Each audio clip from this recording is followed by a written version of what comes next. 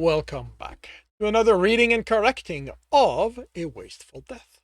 With me, Kindar, the Tiger writes, and Ty, the Tiger's supervisor. If you want to listen to these live, it's every Tuesday morning, 8 a.m. Eastern Time on Twitch. We are doing Chapter 15. Are you certain you want to do this? Marlot asked. He and Tilima were parked in the lot next to Jack's cosmetical clinic and had been there for 5 minutes. He looked around again, hoping Trembor would arrive soon. Tilima had been silent the entire drive. Anytime Marlot glanced at him, the jackal had been looking down at his feet. Marlot hadn't said anything himself while he drove, hoping Tilima would tell him to turn around. The canine took a moment to study his hands, then nodded. Well, Trembor or no, there was no avoiding this. Marlot got out of the car, and a moment later, so did Tilima. He led the canine to the reception desk, where they both signed in. The otter behind the desk had been informed why they were there and let them in. Jaxka had a successful clinic, and his clinic reflected that. Was a successful medic, and his clinic reflected that. The reception was spacious and comfortable. He had 2 examination room, an operation room, an autopsy room, and the freezer room, which was all the way at the back of the building. All the way to the back? At this hour, things were quiet. The male behind the desk acted more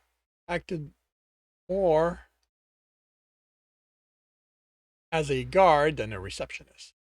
Jessica's clinic was private, so he controlled when it opened. He would show up for an emergency, but he preferred keeping it to daytime hours. The freezer room was a smaller version of the one where he and Trembor kept their bodies. Like theirs, the room was bare, a dozen feet deep, and the lights had been dimmed.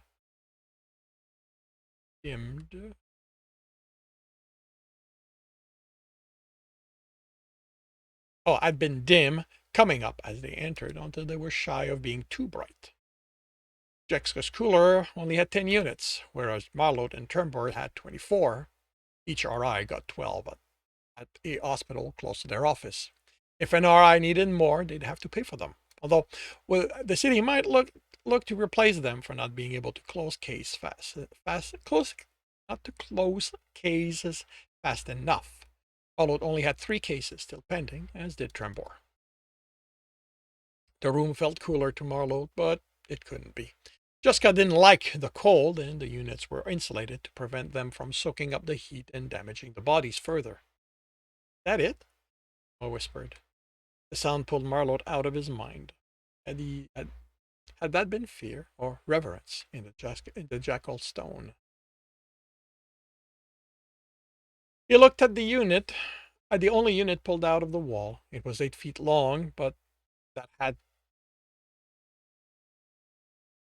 He looked at the only unit pulled out of the wall. It was 8 feet long, but that had to be it. Jack just said he would have it ready for them. He went to it, and at a glance he could see it was unlocked. His hand shook as he reached for the handle. So stupid. It wasn't his first body. He opened the door, letting him aghast, then moved closer. There was going to be Aiden. The small box inside the coffin was clear, and a mass of tissue was visible, but didn't look like anything. Bodies have to be stored separately, Marlot replied and moved aside. The jackal stepped in front of the box. He gazed at it, then tentatively placed a hand on top of it. Why didn't she tell me? I don't know. What will happen to him or her? Is it male or female? It's too early to tell. And until Aiden's case is resolved, it will stay here. After that, I don't know. Marlot was saved from having to add anything by a commotion in the hall. Someone was angry and moving closer. The second voice was trying to placate the first. The door burst open and a cheetah entered.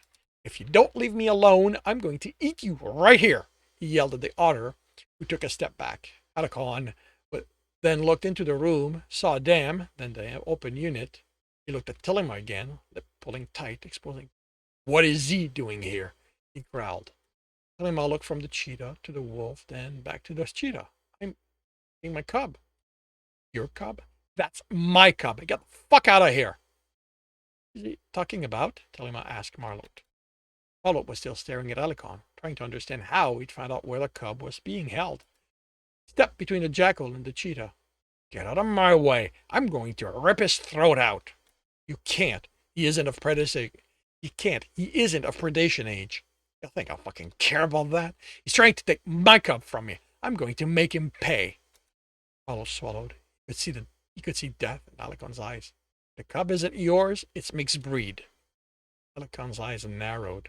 When he spoke, his voice was low and he chewed through clenched teeth. You said it was mine. Marlot didn't break eye contact, but he saw the cheetah's very sharp claws and tension in his arm.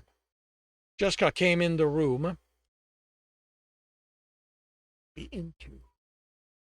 Jessica came into the room, panting slightly.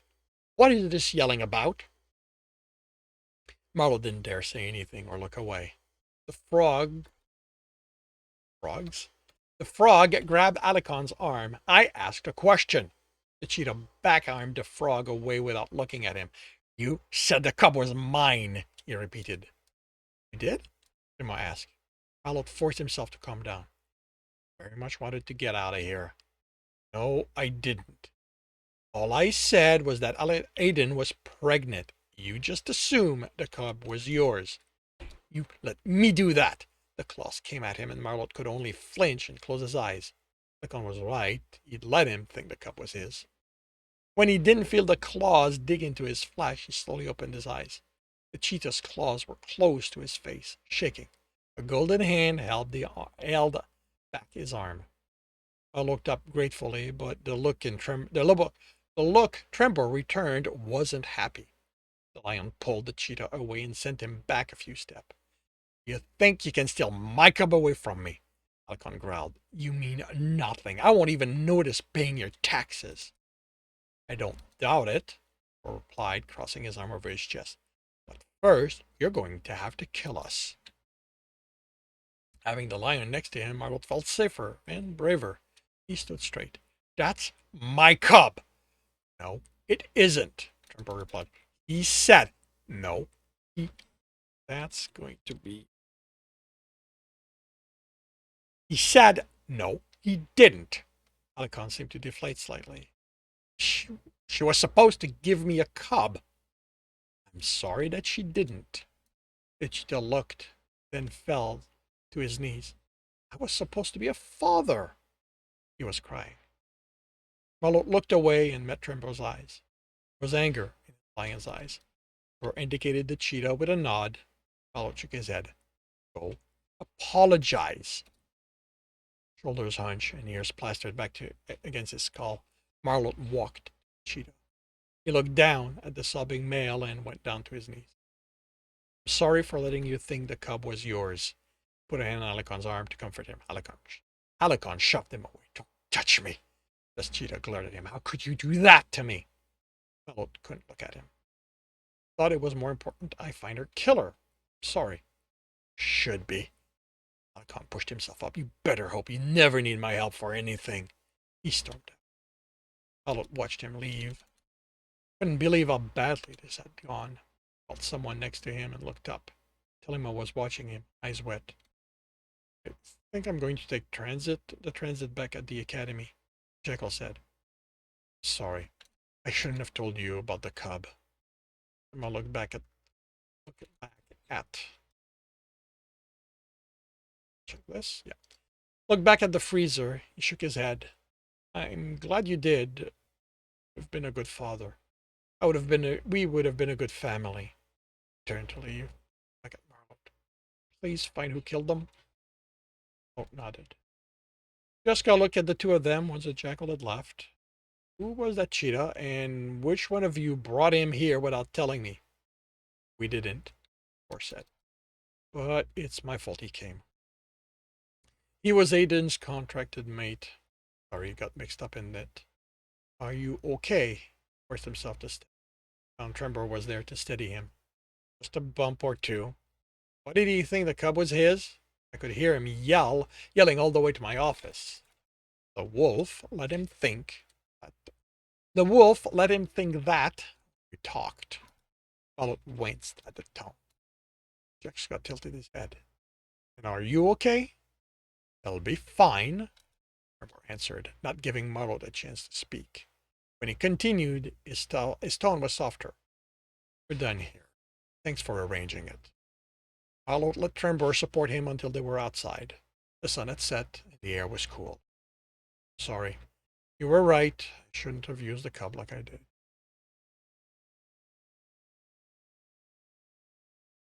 Trembor held him at arm's length and looked him in the eyes. "Just tell me you learned your lesson." Old barked a laugh. "Damn right I did. Fuck, I screwed up so badly it's probably going to make the news." Or ugged him. "Wasn't that bad. The city's still standing. I'm going home, bury myself in my bed, and hope I've forgotten about this by morning. No, what you need right now is to be among other people. I think we should go to a bar." Maladia's partner. Bar? You want to go to a bar after this? What was Trembor thinking? "I didn't even know you went to bars." "I don't. Not often, but there is this one I think you'll like." Marlot was dubious, but he got in his car and followed the lion. This concludes Chapter 15 of A Wasteful Death. If you are enjoying this, please leave a like. If you want to know when the next chapter will be, subscribe and hit the bell. If you want to read the book as well as the others in the series, they are available on all major e-retailers.